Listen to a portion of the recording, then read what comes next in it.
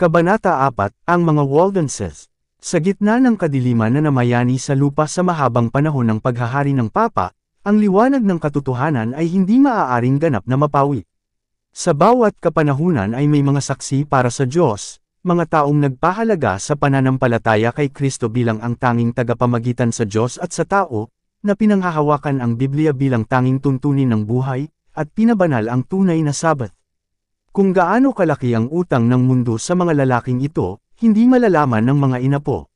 Sila ay binansagan bilang mga erehe, ang kanilang mga motibo ay hinatulan, ang kanilang mga karakter ay sinisiraan, ang kanilang mga isinulat ay pinigilan, niloko, o pinutol. Gayunpaman, sila ay nanindigan, at mula sa edad hanggang sa edad ay napanatili ang kanilang pananampalataya sa kadalisayan nito, bilang isang sagradong pamana para sa mga susunod na henerasyon. Ang kasaysayan ng bayan ng Diyos sa mga kapanahunan ng kadiliman na sumunod sa kataas-taasang kapangyarihan ng Roma ay nakasulat sa langit, ngunit sila ay may maliit na lugar sa mga talaan ng tao. Ilang bakas ng kanilang pag-iral ang makikita, maliban sa mga akusasyon ng mga mang-uusig sa kanila. Patakaran ng Roma na tanggalin ang bawat bakas ng hindi pagsang-ayon sa kanyang mga doktrina o kautusan. Lahat ng erehe, tao man o sulat, hinahangad niyang sirain. Ang mga pagpapahayag ng pag-aalinlangan, o mga tanong tungkol sa awtoridad ng mga dogma ng Papa, ay sapat na upang mawala ang buhay ng mayaman o mahirap, mataas o mababa. Sinikap din ng Roma na sirain ang bawat tala ng kanyang kalupitan sa mga sumasalungat. Ipinag-utos ng mga konseho ng Papa na ang mga aklat at mga sulatin na naglalaman ng mga naturang talaan ay dapat ibigay sa apoy. Bago ang pag-imbento ng paglilimbag, kakaunti ang bilang ng mga aklat, at sa isang anyo na hindi kanais-nais para sa pangangalaga, kung kaya't kakaunti ang humadlang sa mga Romanista sa pagsasakatuparan ng kanilang layunin. Walang simbahan sa loob ng hangganan ng jurisdiksyon ng Roma ang matagal nang hindi nababagabag sa pagtatamasa ng kalayaan ng Budi. Sa lalong madaling panahon na ang kapapahan ay nakakuha ng kapangyarihan ay iniunat niya ang kanyang mga bisig upang durugan ang lahat ng tumangging kilalanin ang kanyang kapangyarihan, at isa-isa ang mga simbahan ay nagpasakop sa kanyang kapangyarihan. Sa Great Britain ang primitive na Kristyanismo ay maagang nagugat. Ang ebanghelyo na natanggap ng mga Briton noong unang mga siglo ay hindi nasira ng Romish na apostasya. Ang pag-uusig mula sa mga pag-anong emperador, na umaabot kahit hanggang sa malalayong baybaying ito, ang tanging regalo na natanggap ng unang mga simbahan ng Britanya mula sa Roma. Marami sa mga Kristiyano, na tumatakas mula sa pag-uusig sa Inglaterra, ay nakahanap ng kanlungan sa Scotland, mula noon ang katotohanan ay dinala sa Ireland, at sa lahat ng mga bansang ito ay tinanggap ito ng may kagalakan. Nang salakay ng mga Saxon ang Britanya, nakuha ng pagano ang kontrol. Ang mga mananakop ay hinamak na turuan ng kanilang mga alipin, at ang mga Kristiyano ay napilitang umatras sa mga bundok at sa mga ligaw na moors. Ngunit ang liwanag, na nakatago sa loob ng ilang sandali, ay patuloy na nagniningas. Sa Scotland, makalipas ang isang siglo, sumikat ito ng may liwanag na umaabot hanggang sa malalayong lupain. Mula sa Ireland ay nagmula ang banal na Columba at ang kanyang mga katrabaho, na nagtitipon sa paligid nila ng mga nakakalat na mananampalataya sa malungkot na isla ng Iona, ay ginawa itong sentro ng kanilang mga gawaing misyonero. Kabilang sa mga ebanghelistang ito ay isang tagamasid ng Sabbath ng Biblia, at sa gayon ang katotohanan ito ay ipinakilala sa mga tao. Isang paaralan ang itinatag sa Iona, kung saan lumabas ang mga misyonero, hindi lamang sa Scotland at England, kundi sa Germany, Switzerland, at maging sa Italia. Ngunit itinuon ng Roma ang kanyang mga mata sa Britain, at nagpasya na dalhin ito sa ilalim ng kanyang supremacy. Noong ika-6 na siglo ang kanyang mga misyonero ay nagsagawa ng pagbabagong loob ng mga pag-anong Saxon. Sila ay tinanggap ng may pabor ng mga palalong barbaro, at hinikayat nila ang libo-libo na ipahayag ang pananampalatayang Romano. Sa pag-unlad ng gawain, ang mga pinuno ng Papa at ang kanilang mga nagbalik loob ay nakatagpo ng mga sinaunang Kristiyano. Isang kapansin-pansing kaibahan ang ipinakita. Ang huli ay simple, mapagpakumbaba, at ayon sa kasulatan sa karakter, doktrina, at asal, habang ang una ay nagpakita ng pamahiin, karangyaan, at pagmamataas ng Papa. Hiniling ng emisaryo ng Roma na kilalanin ng mga simbahang Kristiyano ang kataas-taasang kapangyarihan ng soberanong Papa.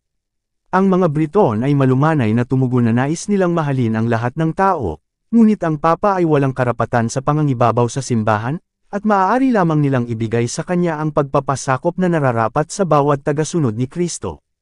Ang paulit-ulit na pagtatangka ay ginawa upang matiyak ang kanilang katapatan sa Roma, ngunit ang mapagpakumbabang mga Kristiyanong ito, na namangha sa pagmamataas na ipinakita ng kanyang mga sugo, ay matatag na tumugon na wala silang ibang kilala kundi si Kristo. Ngayon ang tunay na diwa ng kapapahan ay nahayag. Sinabi ng pinuno ng Roma, kung hindi ka tatanggap ng mga kapatid na nagdudulot sa iyo ng kapayapaan, tatanggap ka ng mga kaaway na magdadala sa iyo ng digmaan. Kung hindi ka makiisa sa amin sa pagpapakita sa mga saksen ng paraan ng pamumuhay, tatanggap ka mula sa kanila ng hagupit ng kamatayan. J. H. Merle Dobin, Kasaysayan ng Reformasyon ng ika-16 na siglo, B. 17, Cab. 2. Ang mga ito ay hindi walang ginagawang pagbabanta. Ang digmaan, intriga, at panlilinlang ay ginamit laban sa mga saksing ito para sa isang pananampalataya sa Biblia, hanggang sa ang mga simbahan ng Britanya ay nawasak o napilitang magpasakop sa awtoridad ng Papa. Sa mga lupain na lampas sa jurisdiction ng Roma ay umiral sa loob ng maraming siglo ang mga katawan ng mga Kristiyano na nanatiling halos ganap na malaya mula sa katiwalian ng Papa. Napapaligiran sila ng pagano at sa paglipas ng mga panahon ay naapektuhan ng mga pagkakamali nito, ngunit patuloy nilang itinuring ang Biblia bilang ang tanging tuntunin ng pananampalataya at sumunod sa marami sa mga katotohanan nito. Ang mga Kristiyanong ito ay naniwala sa kawalang hanggan ng batas ng Diyos at sinusunod ang Sabbath ng ika-4 na utos. Ang mga simbahan na nanghahawakan sa pananampalataya at gawain ito ay umiral sa Central Africa at sa mga Armenian ng Asia. Ngunit sa mga lumaban sa mga panghihimasok ng kapangyarihan ng Papa, ang mga Waldenses ang nangunguna sa kanila. Sa mismong lupain kung saan itinalaga ng Papa ang kanyang upuan, doon ang kasinungalingan at katiwalian nito ay pinakamatatag na nilabanan. Sa loob ng maraming siglo, pinanatili ng mga simbahan ng Piedmont ang kanilang kalayaan, ngunit dumating ang panahon sa wakas ng ipilit ng Roma ang kanilang pagpapasakop. Pagkatapos ng hindi epektibong pakikibaka laban sa kanyang paniniil, at ubiling kinilala ng mga pinuno ng mga simbahang ito ang kataas-taasang kapangyarihan na tila binibigyang pugay ng buong mundo. May ilan, gayunpaman, na tumangging sumuko sa awtoridad ng Papa o Prelate. Determinado silang panatilihin ang kanilang katapatan sa Diyos at panatilihin ang kadalisayan at pagiging simple ng kanilang pananampalataya. Isang paghihiwalay ang naganap. Yaong mga sumunod sa sinaunang pananampalataya ngayon ay umatras, ang ilan, na tinalikuran ang kanilang katutubong Alps, ay itinaas ang bandila ng katotohanan sa mga banyagang lupain, ang iba ay umatras sa mga liblib na glens at mabatong kabundukan, at doon napanatili ang kanilang kalayaan sa pagsamba sa Diyos. Ang pananampalataya na sa loob ng maraming siglo ay pinanghahawakan at itinuro ng mga Kristiyanong Waldensian ay lubhang kabaligtaran sa mga huwad na doktrinang inilabas mula sa Roma. Ang kanilang relihiyosong paniniwala ay itinatag sa nakasulat na salita ng Diyos, ang tunay na sistema ng Kristyanismo. Ngunit ang mapagpakumbabang mga magsasaka, sa kanilang mga malabong pag-urong, ay nakasara sa mundo, at nakatali sa araw-araw na pagpapagal sa gitna ng kanilang mga kawan at kanilang mga ubasan, ay hindi sa kanilang mga sarili ay nakarating sa katotohanan sa pagsalungat sa mga dogma at maling pananampalataya ng apostatang simbahan. Ang kanilang pananampalataya ay hindi bagong natanggap. Ang kanilang relihiyosong paniniwala ay pamana nila sa kanilang mga ama. Ipinaglaban nila ang pananampalataya ng apostolikong simbahan, ang pananampalataya na minsang ibinigay sa mga banal. Judas Kapitulo 3. Ang simbahan sa ilang, at hindi ang mapagmataas na herarkiya na nakaluklok sa dakilang kabisera ng mundo, ang tunay na simbahan ni Kristo, ang tagapag-alaga ng mga kayamanan ng katotohanan na ipinagkatiwala ng Diyos sa kanyang mga tao upang ibigay sa mundo. Kabilang sa mga pangunahing dahilan na humantong sa paghihiwalay ng tunay na iglesia sa Roma ay ang pagkapuot ng huli sa Sabbath ng Biblia. Gaya ng inihula ng hula, ibinagsak ng kapangyarihan ng Papa ang katotohanan sa lupa. Ang batas ng Diyos ay niyurakan sa alabok, habang ang mga tradisyon at kaugalian ng mga tao ay itinaas. Ang mga simbahan na nasa ilalim ng pamamahala ng kapapahan ay maagang napilitang igalang ang linggo bilang isang banal na araw. Sa gitna ng nangingibabaw na kamalian at pamahiin, marami, maging sa mga tunay na tao ng Diyos, ang natarante kaya habang pinangangilan nila ang Sabbath, umiwas din sila sa paggawa sa araw ng linggo. Ngunit hindi ito nasiyahan sa mga pinuno ng Papa. Hindi lamang nila hiniling na ang linggo ay gawing banal, kundi ang Sabbath ay lapastanganan, at tinuligsa nila sa pinakamalakas na wika ang mga nang-ahas na igalang ito. Sa pamamagitan lamang ng pagtakas mula sa kapangyarihan ng Roma na ang sinuman ay maaaring sumunod sa batas ng Diyos sa kapayapaan. Tingnan ang Appendice. Ang mga Waldenses ay kabilang sa mga unang tao sa Europa na nakakuha ng salin ng banal na kasulatan. Tingnan ang Appendice. Daan-daang taon bago ang Reformasyon ay taglay nila ang Biblia sa maneskrito sa kanilang sariling wika. Sila ay nagkaroon ng katotohanan na walang halong, at ito ay naging dahilan upang sila ay maging espesyal na mga bagay ng pagkapuot at pag-uusig. Idineklara nila na ang simbahan ng Roma ay ang apostatang Babylon ng Apocalypse, at sa panganib ng kanilang buhay ay tumayo sila upang labanan ang kanyang mga katiwalian. Bagaman, sa ilalim ng panggigipit ng matagal na pag-uusig, ang ilan ay nakompromiso ang kanilang pananampalataya, unti-unting nagbubunga ng mga natatanging simulain nito, ang iba ay nanghahawakan ng mahigpit sa katotohanan. Sa mga kapanahunan ng kadiliman at apostasya ay may mga Waldenses na itinanggi ang kataas-taasang kapangyarihan ng Roma, na tumanggi sa pagsamba sa larawan bilang pagsamba sa mga Diyos-Diyosan, at nangilin sa tunay na Sabbath. Sa ilalim ng pinakamabangis na unos ng pagsalungat ay napanatili nila ang kanilang pananampalataya. Bagamat nasugatan ng sibat ng Savoyard, at pinaso ng bading ng mga Romish, sila ay nanindigan ng walang pag-aalinlangan para sa salita ng Diyos at sa kanyang karangalan. Sa likod ng matataas na tanggulan ng mga bundok, sa lahat ng panahon ang kanlungan ng mga inuusig at inaapi, nakahanap ng tagwan ang mga Waldenses.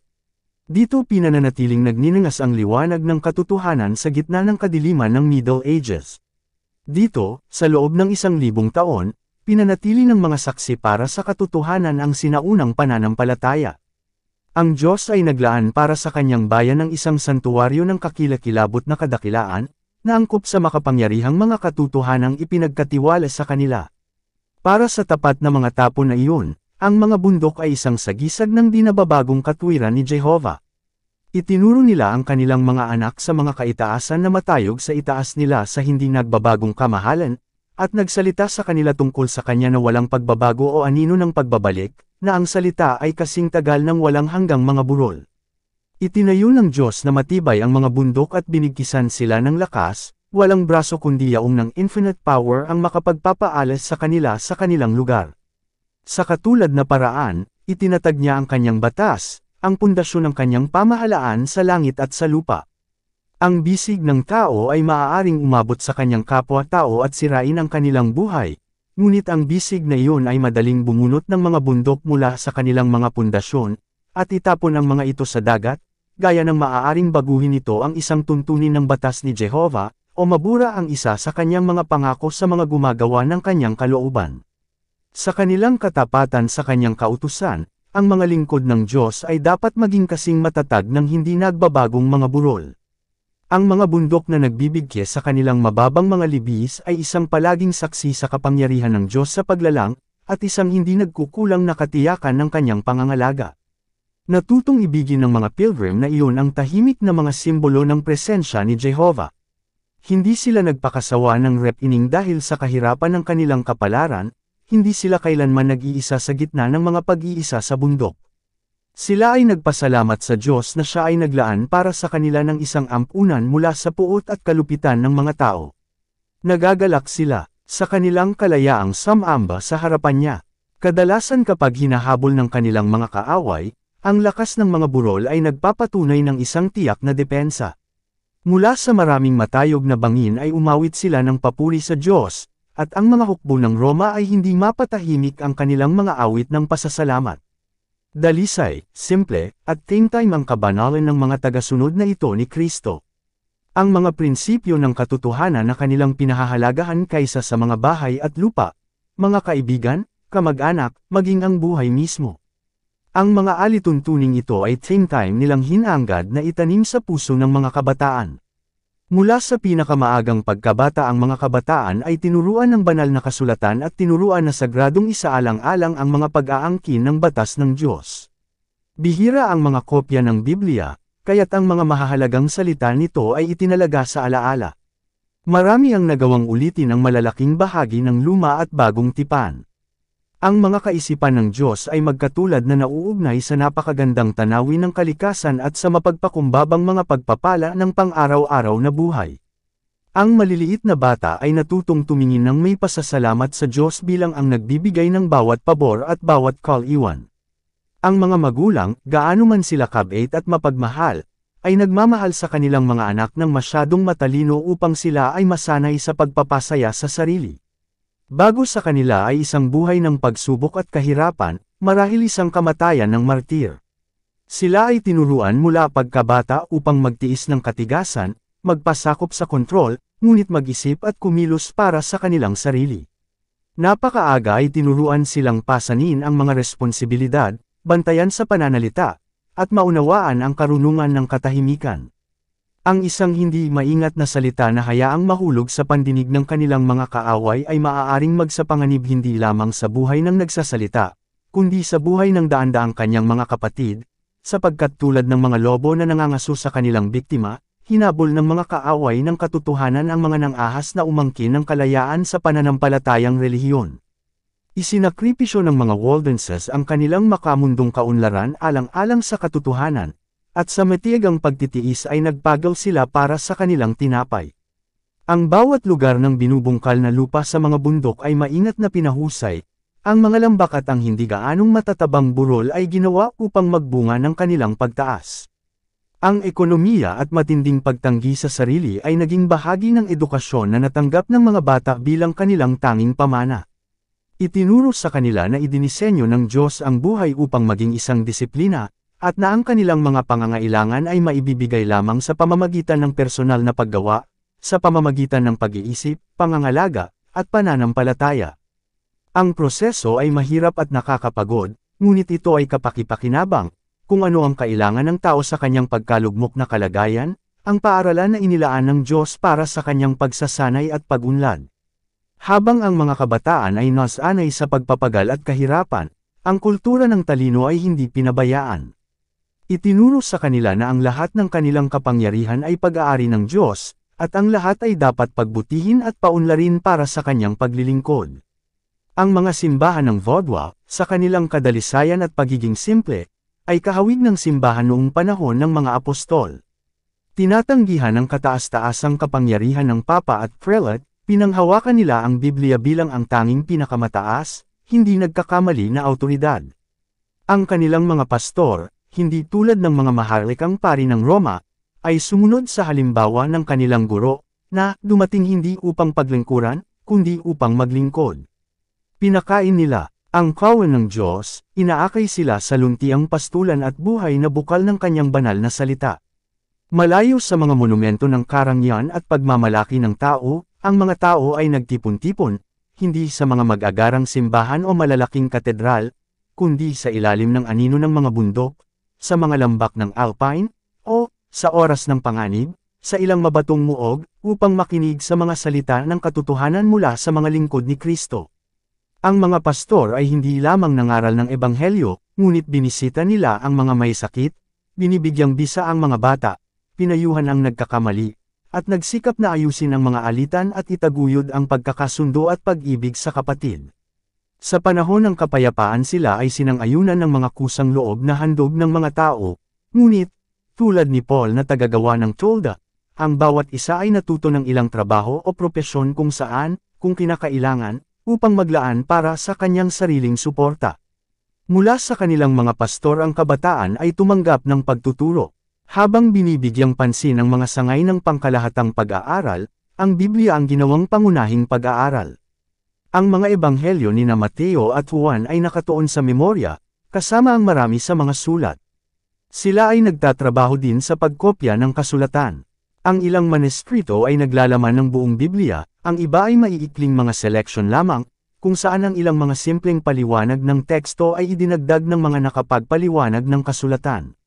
Sa gayo'y inilabas ang mga kayamanan ng katotohanan na matagal nang ikinubli ng mga nagsisikap na itaas ang kanilang sarili sa Diyos.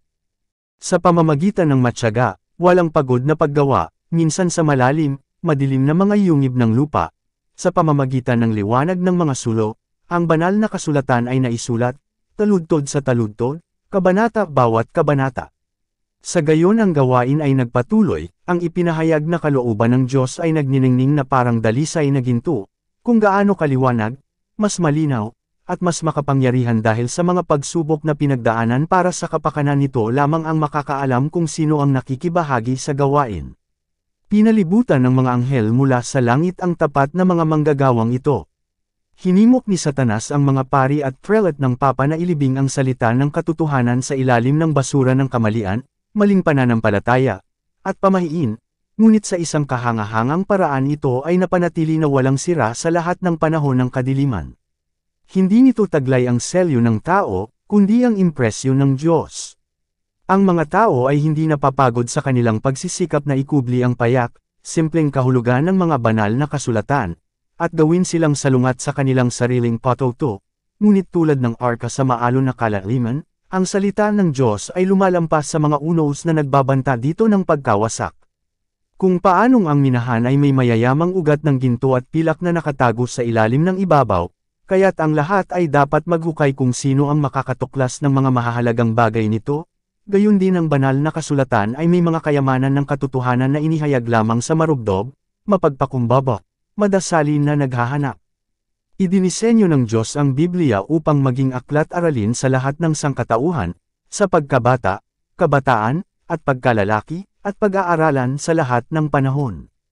Ibinigay niya ang kanyang salita sa mga tao bilang isang paghahayag ng kanyang sarili. Ang bawat bagong katotohanang naunawaan ay isang bagong pagsisiwalat ng katangian ng may akda nito. Ang pag-aaral ng banal na kasulatan ay ang paraan na itinakda ng Diyos upang mailapit ang mga tao sa kanilang may likha at upang bigyan sila ng mas malinaw na kaalaman sa kanyang kalooban. Ito ang daluyan ng komunikasyon sa pagitan ng Diyos at ng tao. Bagamat itinuring ng mga Waldenses ang pagkatakot sa Panginoon bilang simula ng karunungan, hindi sila bulag sa kahalagahan ng pakikipag-ugnayan sa mundo, ng kaalaman ng mga tao at ng aktibong buhay, sa pagpapalawak ng isip at pagpapabilis ng mga pangunawa. Mula sa kanilang mga paaralan sa kabundukan ang ilan sa mga kabataan ay ipinadala sa mga institusyon ng pag-aaral sa mga lungsod ng Pransya o Italia, kung saan mayroong mas malawak na larangan para sa pag-aaral, pag-iisip, at pagmamasid kaysa sa kanilang katutubong Alps. Ang mga kabataang isinugo sa gayon ay nalantad sa tukso, nasaksihan nila ang bisyo, nakatagpo nila ang mga tusong ahente ni Satanas, na humihimok sa kanila ng pinakatusong mga maling pananampalataya at pinakamapanganib na mga panlilinlang. Ngunit ang kanilang pag-aaral mula pagkabata ay isang katangian upang ihanda sila para sa lahat ng ito. Sa mga paaralan kung saan sila nagpunta, hindi sila dapat gumawa ng tiwala sa alinman. Ang kanilang mga kasuotan ay napakahanda upang maitago ang kanilang pinakadakilang kayamanan, ang mahalagang mga maneskrito ng kasulatan.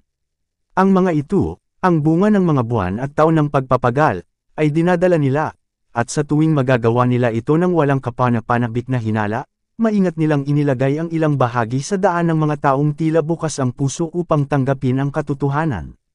Mula sa tuhod ng kanilang ina ang kabataang Waldensian ay sinanay sa layuning ito, naunawaan nila ang kanilang gawain at tapat na isinagawa ito. Ang mga nagbalik loob sa tunay na pananampalataya ay napanalunan sa mga institusyong ito ng pag-aaral, at madalas ang mga alituntunin nito ay natagpo ang tumatagos sa buong paaralan, gayon may hindi matutunto ng mga pinuno ng Papa, sa pamamagitan ng pinakamalapit na pagtatanong, ang tinatawag na masasamang maling pananampalataya sa pinagmulan nito. Ang Espiritu ni Kristo ay Espiritu ng misyonero. Ang pinakaunang udyok ng nabagong puso ay upang dalhin din ang iba sa tagapagligtas. Ganyan ang diwa ng mga Kristiyanong Vodwa. Nadama nila na ang Diyos ay nangangailangan ng higit pa sa kanila kaysa lamang na panatilihin ang katotohanan sa kadalisayan nito sa kanilang sariling mga simbahan, na isang time na pananagutan ang nakaatang sa kanila na hayaang magliwanag ang kanilang liwanag sa mga yaong nasa kadiliman. Sa pamamagitan ng makapangyarihang kapangyarihan ng salita ng Diyos ay sinikap nilang sirain ang pagkaalipin na ipinataw ng Roma. Ang mga ministro ng Vodwal ay sinanay bilang mga misyonero, lahat ng umaasang pumasok sa ministeryo ay kinakailangang magkaroon muna ng karanasan bilang isang ebanghelista. Bawat isa ay dapat maglingkod ng 3 taon sa ilang misyon bago manguna sa isang simbahan sa tahanan. Ang paglilingkod na ito, na nangangailangan sa pasimula ng pagtanggi sa sarili at sakripisyo, ay isang angkop na pagpapakilala sa buhay ng pastor noong mga panahong iyon na sumubok sa kaluluwa ng mga tao. Nakita ng kabataang tumanggap ng ordinasyon sa sagradong katungkulan, hindi ang pag-asa ng makalupang kayamanan at kaluwalhatian, kundi isang buhay ng pagpapagal at panganib, at posibleng isang martir na kapalaran. Ang mga misyonero ay lumabas ng 2 at 2, habang sinusugo ni Jesus ang kanyang mga disipulo. Sa bawat kabataang lalaki ay karaniwang may kasamang isang lalaki na may edad at karanasan. Ang kabataan ay nasa ilalim ng patnubay ng kanyang kampanyan, na may pananagutan sa kanyang pagsasanay, at kung saan ang pagtuturo ay kailangan niyang sundin. Ang mga nagtutulungang ito ay hindi palaging magkasama, ngunit madalas na nagkikita para sa panalangin at pagpapayo, kaya nagpapalakas sa bawat isa sa pananampalataya. Ang may pabatid ang layunin ng kanilang misyon ay makatitiyak sa pagkatalo nito, kaya't maingat nilang itinago ang kanilang tunay na pagkatao. Bawat ministro ay nagtataglay ng kaalaman sa ilang trabaho o propesyon, at ang mga misyonero ay nag-uusig sa kanilang trabaho sa ilalim ng isang sekular na tungkulin. Kadalasan ay pinili nila ang sa mga ngalakal o maglalako. Nagdala sila ng mga seda, alahas, at iba pang mga gamit. Sa panahong iyon ay hindi madaling mabili maliban sa malayong mga pamilihan, at sila ay tinanggap bilang mga ngalakal kung saan sila ay itinakwil bilang mga misyonero. Wiley, B. 1, Cab. 7. Habang ang kanilang mga puso ay itinaas sa Diyos para sa karunungan na maghandog ng isang kayamanan na mas mahalaga kaysa ginto o mga hiyas. Palihim silang nagdadala ng mga kopya ng Biblia, sa kabuuan o bahagi nito, at sa tuwing may pagkakataon, tinawag nila ang atensyon ng kanilang mga customer sa mga maneskrito na ito. Kadalasan ay nagising ang interes na basahin ang salita ng Diyos, at ang ilang bahagi ay masayang iniwan sa mga nagnanais tumanggap nito. Ang gawain ng mga misyonerong ito ay nagsimula sa mga kapatagan at lambak sa paanan ng sarili nilang mga bundok, ngunit ito ay lumampas sa mga limitasyong ito. Sa mga hubad na paa at sa mga damit na magaspang at mantsa sa paglalakbay gaya ng sa kanilang guro, sila ay dumaan sa malalaking lungsod at tumagos sa malalayong lupain. Saan man nila ikinalat ang mahalagang binhi. Ang mga simbahan ay umusbong sa kanilang landas, at ang dugo ng mga martir ay sumaksi para sa katotohanan. Ang araw ng Diyos ay maghahayag ng masaganang ani ng mga kaluluwang natamo ng mga gawain ng mga tapat na lalaking ito. Nakatalukbong at tahimik, ang salita ng Diyos ay dumaraan sa sangkakristyanuhan at nakakatugon sa isang masayang pagtanggap sa mga tahanan at puso ng mga tao.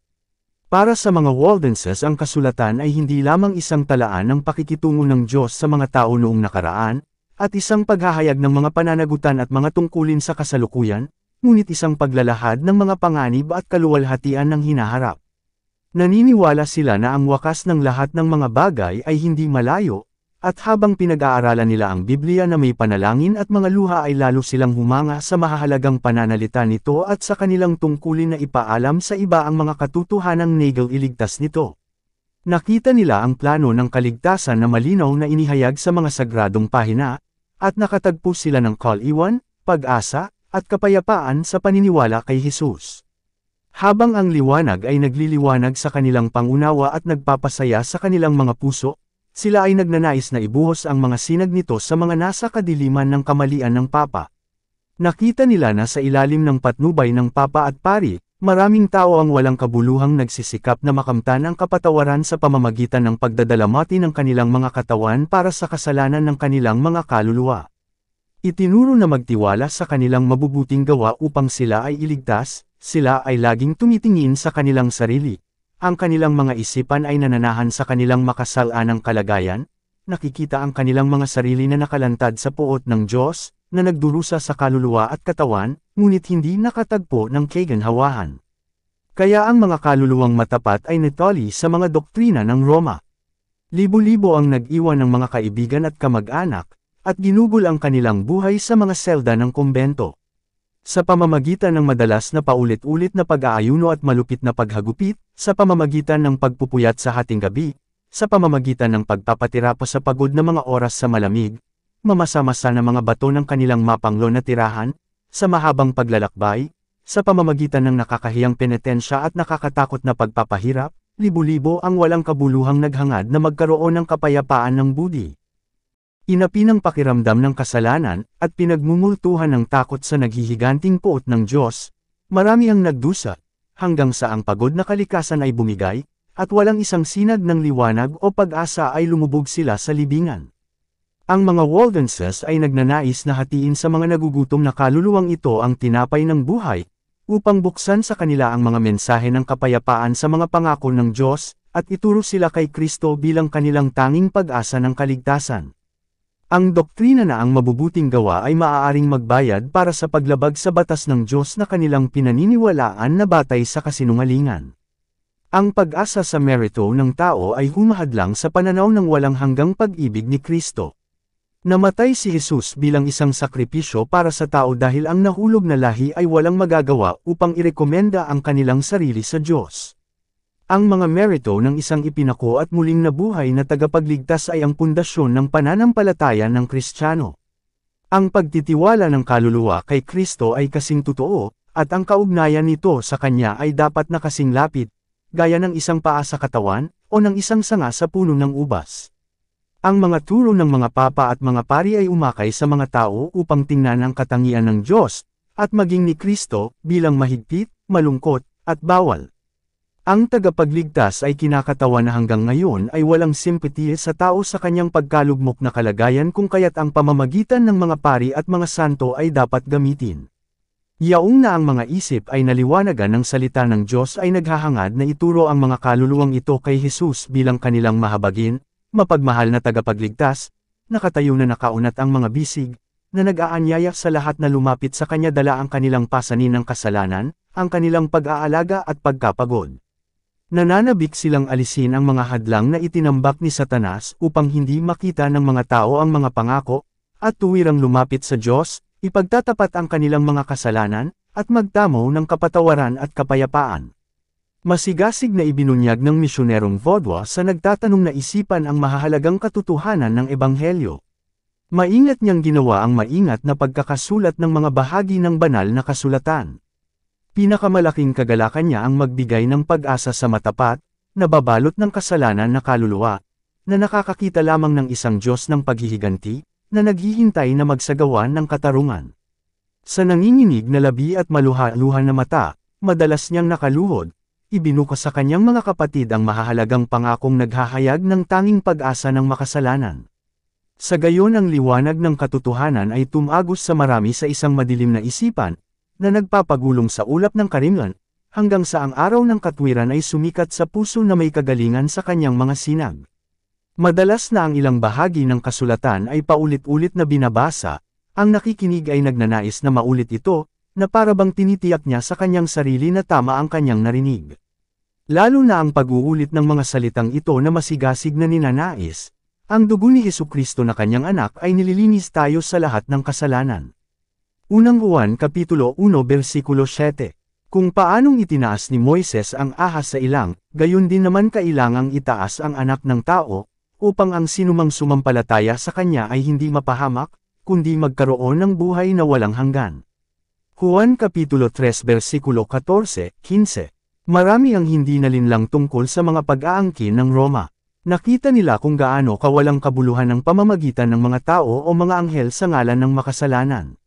Nang sumikat ang tunay na liwanag sa kanilang isipan ay bumulalas sila ng may kagalakan, si Kristo ang aking saserdote, kanyang dugo ang aking sakripisyo, ang kanyang altar ay ang aking pangungumpisal.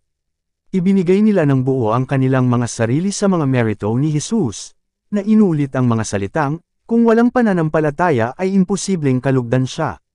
Hebreo Kapitulo 11 Versikulo 6.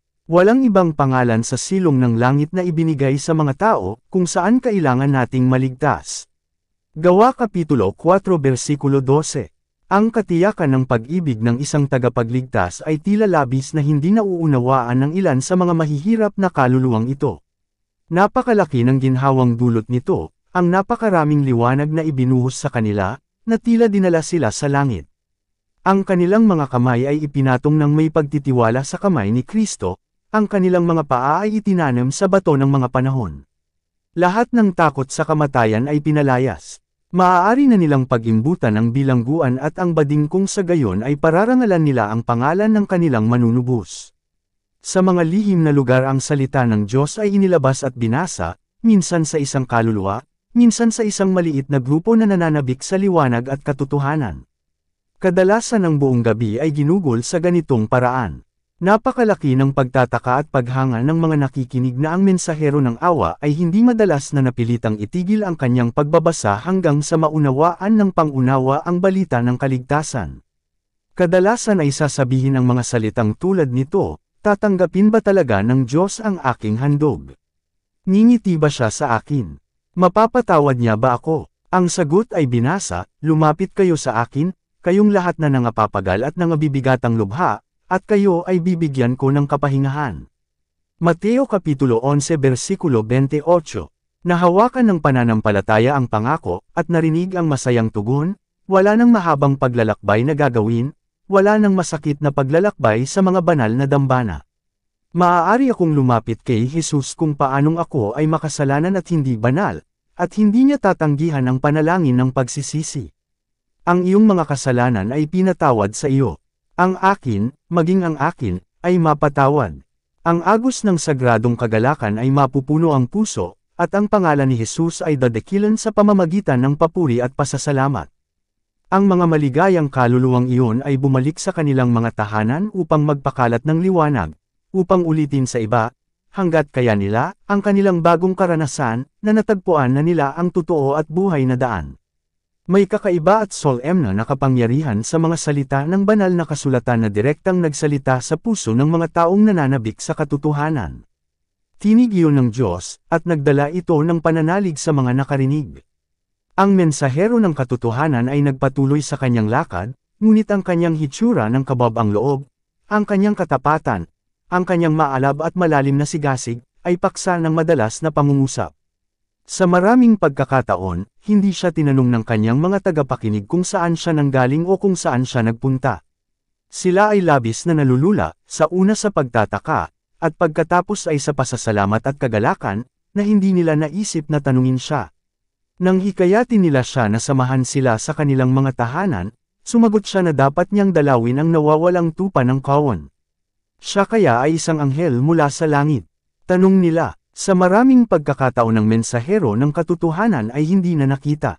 Nakarating na siya sa ibang mga lupain, o naubos na niya ang kanyang buhay sa isang hindi kilalang piitan, o marahil ay namumuti na ang kanyang mga buto sa lugar kung saan siya nakasaksi para sa katotohanan. Ngunit hindi masisira ang mga salitang binitawan niya. Ginagawa nila ang kanilang gawain sa puso ng mga tao, ang mga pinagpalang resulta ay lubos na malalaman lamang sa paghuhukom. Ang mga misyonerong Waldensian ay sumalakay sa kaharian ni Satanas, at ang mga kapangyarihan ng kadiliman ay napukaw sa higit na pagbabantay. Ang bawat pagsisikap na isulong ang katotohanan ay binantayan ng prinsipe ng kasamaan, at pinasigla niya ang takot ng kanyang mga ahente. Ang mga pinuno ng Papa ay nakakita ng isang tanda ng panganib sa kanilang layunin mula sa mga gawain ng mga mapagkumbabang naglalakbay na ito. Kung ang liwanag ng katotohanan ay hahayaang sumikat ng walang harang, ito ay magwawalis sa mabibigat na ulap ng kamalian na bumabalot sa mga tao. Ididirekta nito ang isipan ng mga tao sa Diyos lamang at sa kalaunan ay sisira sa kataas-taasang kapangyarihan ng Roma. Ang mismong pag-iral ng mga taong ito, na may hawak na pananampalataya ng sinaunang simbahan, ay isang patuloy na patutos sa pagtalikod sa Roma, at sa makatuwid ay napukaw ang pinakamapait na puot at pag-uusig. Ang kanilang pagtanggi na isuko ang kasulatan ay isa ring pagkakasala na hindi kayang tiisin ng Roma. Siya ay nagpasya na pawiin ang mga ito sa lupa. Ngayon nagsimula ang pinakakakilakilabot na mga krusada laban sa bayan ng Diyos sa kanilang mga tahanan sa bundok. Ang mga inquisitor ay inilagay sa kanilang landas, at ang tagpo ng inosenteng si Abel ay nahulog sa harap ng pumatay na si Cain ay madalas na naulit. Paulit-ulit na winasak ang kanilang mga mayayabong na lupain, ang kanilang mga tirahan at mga kapilya ay natangay, kung saan minsan ay may mayayabong na mga bukid at mga tahanan ng isang inosente, masipag na mga tao, nananatili lamang ang isang desyerto. Kung paanong ang mabangis na hayop ay nagiging mas galit sa pamamagitan ng lasa ng dugo, kaya ang galit ng mga papa ay nag-alab ng higit na tindi ng mga pagdurusa ng kanilang mga biktima. Marami sa mga saksing ito para sa isang dalisay na pananampalataya ay tinugis sa mga bundok at tinugis sa mga lambak kung saan sila nakatago, na isinara ng malalaking kagubatan at mga taluktok ng bato. Walang kasong maaaring iharap laban sa moral na katangian ng ipinagbabawal na uri na ito. Kahit na ang kanilang mga kaaway ay nagpahayag na sila ay isang mapayapa, tahimik, at mga banal na tao. Ang kanilang malaking pagkakasala ay hindi sila sasamba sa Diyos ayon sa kalooban ng Papa. Para sa krimeng ito ang bawat kahihiyan, insulto, at pagpapahirap na maaaring imbentuhin ng mga tao o mga demonyo ay ibinuntan sa kanila. Nang minsang nagpasya ang Roma na lipulin ang kinasusuklaman na sekta, isang toro ang inilabas ng Papa, na hinahatulan sila bilang mga erehe, at inihatid sila sa patayan. Tingnan ang appendice, hindi sila inakusahan bilang mga tamad, o hindi tapat, o magulo, ngunit ipinahayag na sila ay may anyo ng kabanalan at kabanalan na nanliligaw sa mga tupa ng tunay na kawan. Kung kaya't iniutos ng Papa ang mapanghamak at kasuklam-suklam na sekta ng mga malignan, kung sila ay tumangging-tumanggi, durugan na parang makamandag na ahas, Wiley, B. 16, Cab. Isa, inaasahan ba ng hambog na makapangyarihang ito na muling sasalubungin ang mga salitang iyon? Alam ba niya na sila ay nakarehistro sa mga aklat ng langit, upang harapin siya sa paghuhukom? Yamang ginawa ninyo ito sa isa sa pinakamaliit sa aking mga kapatid na ito, sabi ni Jesus, ginawa ninyo sa akin. Mateo Kapitulo 25 versikulo 40. Nanawagan ang toro na ito sa lahat ng miyembro ng simbahan na sumama sa krusada laban sa mga erehe. Bilang isang insentibo na makisali sa malupit na gawain ito ay humiwalay sa lahat ng paakit at parusa ng simbahan, pangkalahatan at partikular. Pinalaya nito ang lahat ng sumapi sa krusada mula sa anumang mga panunumpa na maaaring ginawa nila. Ginawang lihaytimo nito ang kanilang titulo sa anumang ari-arian na maaaring iligal nilang nakuha, at nangako ng kapatawaran ng lahat ng kanilang mga kasalanan sa mga taong dapat pumatay ng sinumang erehe. Pinawalang bisa nito ang lahat ng kontratang ginawa pabor kay Vodwa, inutusan ang kanilang mga kasambahay na iwanan sila, ipinagbawal ang lahat ng tao na magbigay sa kanila ng anumang tulong anuman, at binigyan ng kapangyarihan ang lahat ng tao na angkinan ang kanilang ari-arian, Wiley, B. 16, Cab. Isa, ang dokumentong ito ay malinaw na naghahayag ng Master Spirit sa likod ng mga eksena. Ang dagandong ng dragon, at hindi ang tinig ni Kristo, ang naririnig doon. Ang mga pinuno ng Papa ay hindi iayon ang kanilang mga karakter sa dakilang pamantayan ng kautusan ng Diyos, ngunit nagtayo ng isang pamantayan upang umangkop sa kanilang sarili, at determinadong pilitin ang lahat na umayon dito dahil ninanais ng Roma. Ang pinakakakilabot na mga trahedya ay pinagtibay. Ang mga tiwali at lapastangan ng mga pari at papa ay gumagawa ng gawaing itinalaga sa kanila ni Satanas. Walang puwang ang awa sa kanilang kalikasan. Ang parehong espiritu na nagpako kay Kristo sa krus at pumatay sa mga apostol, ang parehong nagpakilos sa uhaw sa dugo na siniro laban sa mga tapat sa kanyang panahon, ay kumikilos upang alisin sa lupa ang mga minamahal ng Diyos. Ang mga pag-uusig na dinalaw sa loob ng maraming siglo sa mga taong may takot sa Diyos na ito ay tiniis nila ng may pagtitiis at katatagan na nagpaparangal sa kanilang manunubos. Sa kabila ng mga krusada laban sa kanila, at sa di makataong pagpapatayan kung saan sila ay sumailalim, nagpatuloy sila sa pagpapadala ng kanilang mga misyonero upang ikalat ang mahalagang katotohanan. Sila ay hinabol hanggang mamatay, gayon may dinidilig ng kanilang dugo ang binhing inihasek, at hindi nagkukulang ng bunga. Kaya't ang mga Waldenses ay nagpatutuo para sa Diyos ilang siglo bago ang kapanganakan ni Luther. Nakakalat sa maraming lupain, itinanim nila ang mga binhi ng reformasyon na nagsimula noong panahon ni Wycliffe, lumawak at lumalim sa mga araw ni Luther, at dapat dalhin hanggang sa katapusan ng panahon ng mga taong handang magdusa ng lahat, mga bagay para sa salita ng Diyos, at para sa patuto ni Hesukristo. Apokalipsis Kapitulo 1 Versikulo 9. Dito nagtatapos ang Kabanata 4. Para updated ka sa susunod na kabanata, ay huwag kalimutang mag-subscribe, mag-follow at mag-share sa ating channel Renilab TV. Maraming salamat po.